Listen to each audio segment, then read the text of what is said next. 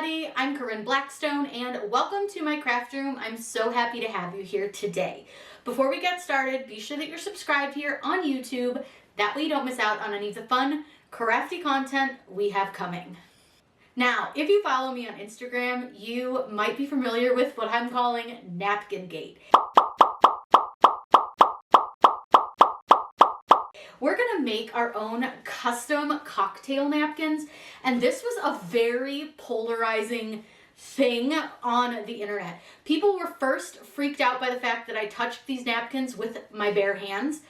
If you are unfamiliar, nobody's wearing gloves when they're putting your silverware in napkins, when they're putting napkins in dispensers. Plus, let's not even talk about how these are packaged and all the yuck that gets on them from that. The second thing where people were very freaked out by the fact that I had the audacity to even make napkins. I am not going to be here making hundreds and hundreds of these for every single guest at an event, but making a few of them for some really cute flat lay photos and decor, or just a little keepsake is super fun. These would be really cute like on just the bride's table. These would be very cute for those flat lay photos for any event. So don't go and think that we're going to be making 700 napkins. We're absolutely not doing that. That would be insane. But if you only need a few, it is cheaper to do them yourself than to order hundreds online because most are going to have a minimum order requirement. Now for this, you really can use any HTV that you want, but you'll want to be aware how sticky your carrier sheet is, and if it's a little bit too sticky, stick it to a clean cloth or onto a table to de-stick it a little bit. We're also going to be using our Cricut Mini Press for this, but you could use a regular heat press, a home iron, whatever you got will work. Now I'll link everything that we're using for this project down below in the video's description, and be sure if you're shopping through 143 Vinyl to grab the HTV that I'm using, use code Corinne and save yourself 5%, and you can do that anytime you shop with 143 Vinyl. So without further ado, let's get started. To make our custom napkins, we're of course going to use Design Space, and this is really easy.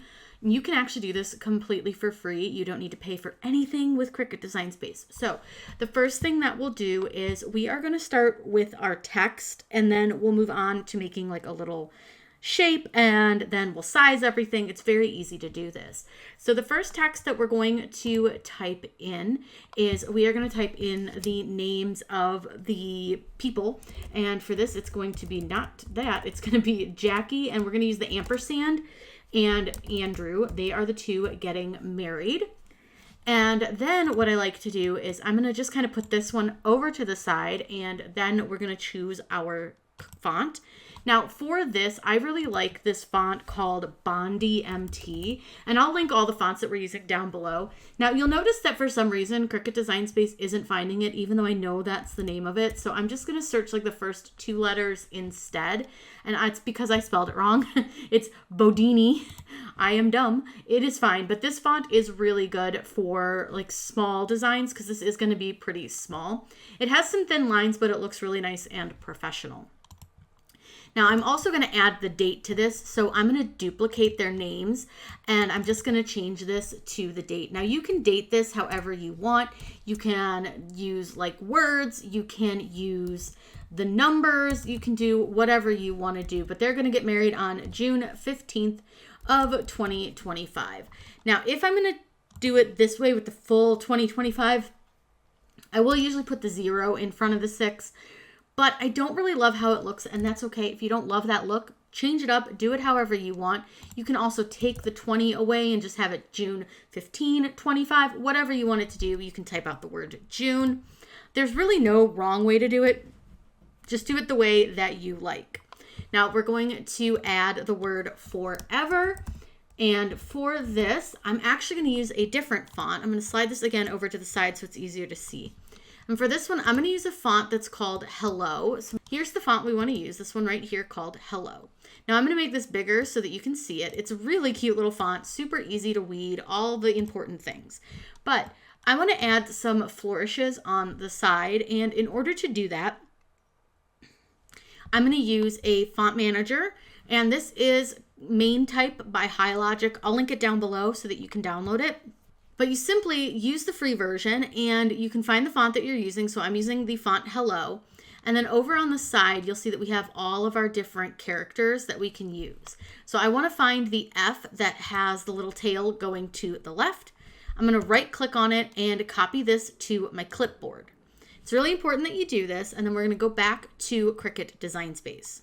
Now, keep in mind you cannot do this with the app because in order to copy and paste a font into Cricut Design Space, you have to use Control V to paste it, and you can't do that on your phone. If you're on a Mac, it is Command V, I believe.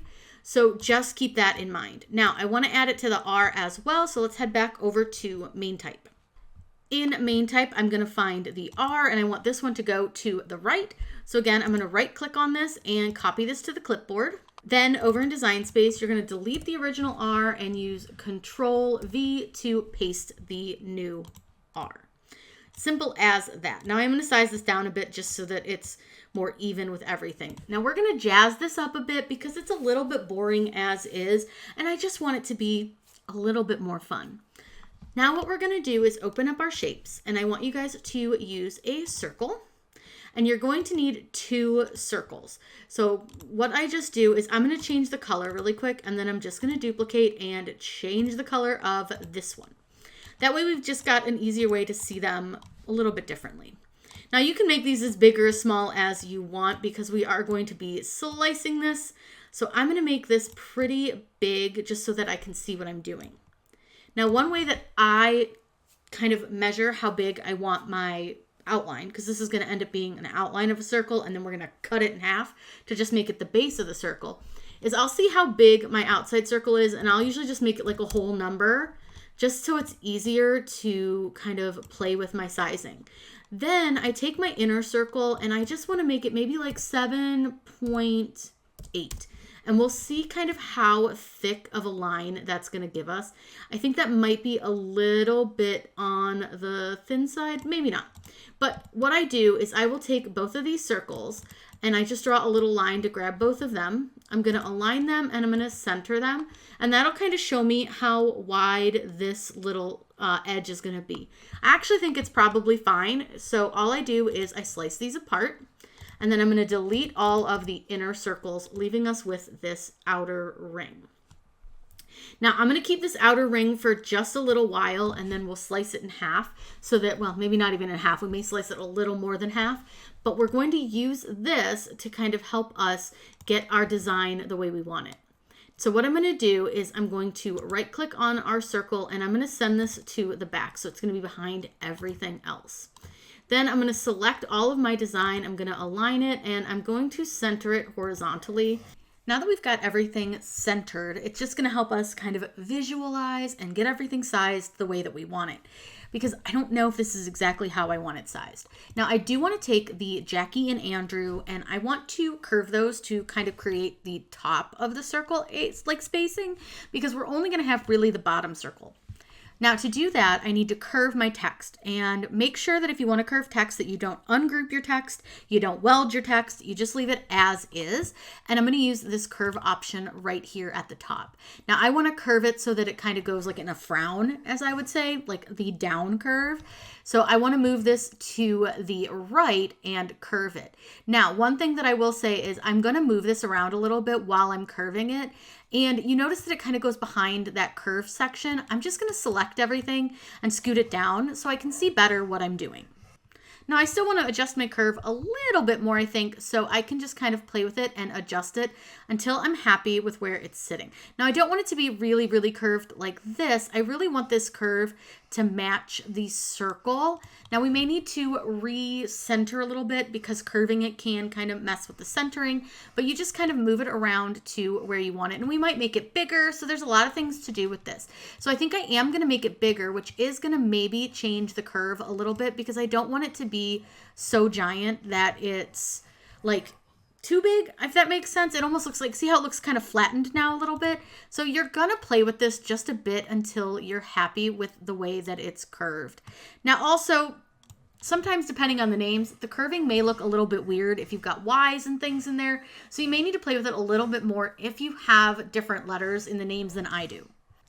Another thing to consider is, do you want the bottom of your letters to be on the curve, or do you want like the top or the center? So for me, I kind of want the center on the curve, so I am going to size this down a little bit. Now, like I said, you're going to play with this a little bit kind of as you create and as you go. And I want to just sort of play with it and figure out where I want it. And I think that looks pretty good, but I'm not totally sold, and some of that could be that circle's behind it, so I can always play with it again in a few minutes. Then I want to move this around a little bit to take up a little more space of the top here, and I think that looks pretty good. Now what we want to do is we're going to slice away part of our outlined circle or our ring. So all I'm going to do is grab a shape, and I want to grab the square shape because I want the edges to be straight. I'm going to put it just a little bit below where the little swirly, quirly, twirly is. And that's what I'm going to do with that square. Now you can kind of play with your square a little bit and figure out where you want it to slice away. And I usually will slice a little bit first because I can always adjust the slice after I've sliced.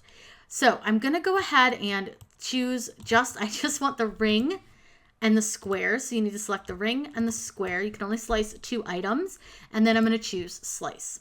What I'm going to do here is get rid of all the parts that I don't want and see what I think. Now, I will say I don't like it. It was a little too close up here, and it's a little further away over here, even though it's centered. So I'm going to go ahead and just slice again, which is so easy to do. You just grab another square and you just kind of adjust again to where you want it to slice. So I want to go a little bit lower, and I'm just going to pull this over. And then again, I'm just going to grab the square and the ring and slice. And this is kind of how I do it so that I don't slice too much on the first one and then have to undo it. I'd rather slice a little bit less. Now from here, I can kind of play with where this is sitting and move it down a little bit. And then I can maybe adjust this a little bit to where it's sitting. I can adjust the curve on these if I want to. So I can adjust anything that I want to before I'm happy with my design. Now, I think it looks pretty good. I like it. I think that's kind of the look I'm going for. Now, what I want to do is I'm going to attach my entire design. And for just visual purposes, I'm going to just make it fully black. I just like that look better. It's just easier for me to look at. Now, we do need to size this, of course, for our design. Our napkins they're 5x5, but we only have a 4x4 space to put this in. So what I want to do is I'm going to do another square, and I'm going to make this square 4x4. And you can see, obviously, our design is way too big. Now, our napkins are gray, so I'm just going to make it gray for just visual sake. And I'm going to take this and I'm going to send this to the back so it's behind my design. My design is attached, so I'm able to size it really easily. It'll all stay together. So I'm going to size this down. Now, you can do this in a couple ways. You can have it straight on your napkin where it's just sitting like this. It's going to be a little bit small at 3.4 by 2.3. So one thing that I like to do is I'm going to turn it, and I can actually make this a little bit bigger if I turn this so that it's angled on the napkin, and it looks so nice and elegant when it is angled on the napkin. I just think it looks so stinking cute. This does not have to be perfectly angled because we're going to have to do it on our own on the napkin, but I just kind of wanted to get a visual of what it will look like. So when you're looking at your napkin, it'll be kind of askew, but it looks so darn pretty. I think that looks really good. I'm pretty happy with it, and I think it looks the way I want it to. So I'm going to go ahead and delete this square because we don't need that. And I'm going to show you a quick little trick. So I'm going to go ahead and make sure I save my project. I did save it previously, but I want to make sure I save it. That way I don't lose it for any reason. And then I'm going to hit make. Now on this screen, you can see that here's our design, but I need to make 7 of these. Now I would not recommend doing this if you're doing hundreds of napkins, but to do just a few for maybe some photos, or if you're having a really small event, I would highly recommend it. It looks so cute. So let's go ahead and we'll do 5 of them, maybe 6. So let's go ahead and just say 6. All I'm going to do is up at project copies, I change this to 6 and I click apply. Now you'll see that we can fit all of our designs onto this mat, and it's good to go. We'll be able to cut them all at once. Now we are cutting these with HTV, so you want to make sure that your Cricut mirrors it, which it does automatically now when you choose an HTV setting, which we will be choosing for our metallic HTV. Let's head over to the machine to cut these out. We will weed them, and then we're going to press them to the napkins. It's such a fun project. It's so cute, and it's really impactful. We're gonna be cutting with the Siser Metallic, and I chose blue because the wedding colors are silvers and grays and blues, so I thought that would look pretty. Now with this one, you're gonna lay it with the color side down or carrier sheet side down, and then we're gonna put this on our mat. Now I'm gonna cut 4 of these out and press them to 4 napkins. So we're gonna go ahead and load this. If you don't recognize this mat because it's pink, this is the Hello Hobby brand from Walmart. I'd run 1,000 miles if I could run with you. And from what I have heard, you do the same thing too. I wanna say forever, we could be good together. Guess misery loves company. Better too late than never. You know we could do better. So take a chance and run with me. Everywhere we go, we turn to paradise. All I know is that I need you in my life. Let me show you how. Now that we have all of those weeded, we're gonna turn on our Cricut Mini Press, and I'm gonna put this to the 2nd setting. We'll let that heat up, and while that heats up, we can get our little napkins out. Now these are the cocktail size napkins, so they're small. And all you'll do is just line your design up onto your napkin wherever you want it. And you can line them all up at once. That way they're ready to go. They shouldn't move. They're pretty good to stick to the napkin. And you see that I'm putting them on the angle like we talked about. And you can do this on big napkins. You can do a smaller design. I've got a little bit of HTV on that one. Get that off. But you can see how beautifully the metal looks in these really thin lines. If you're going to do super thin lines with HTV, I love the metal for it. It's really easy to work with. It's super pretty. And while weeding, it can be a little difficult because it is so thin and soft. It does rip a little bit. It's so worth it for the look on the end. I know it's really hard to see because my camera's picking up a lot of glare from the carrier sheets because these are really glossy, but I promise it's going to be really pretty.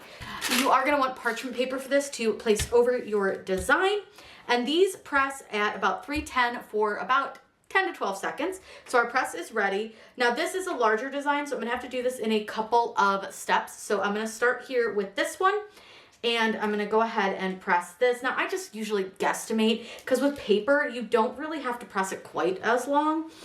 So I'm just going to kind of press it all over our design, making sure that I pay attention to the top. I don't want to miss any parts when I'm pressing this. And I don't use a ton of pressure when I do this. I'm not like putting all my body weight on it. I'm just putting like enough that it's pressing it down. So we'll go ahead and get this one pressed, and then I'll press the next couple in like really quick succession so that you don't have to like sit here and watch me. Now I'm going to take a look at it, see how it's looking. It looks really cute. I do think I need to press a little bit more over here. And like I said, this is paper, so it doesn't tend to take quite as much of like a press as the others.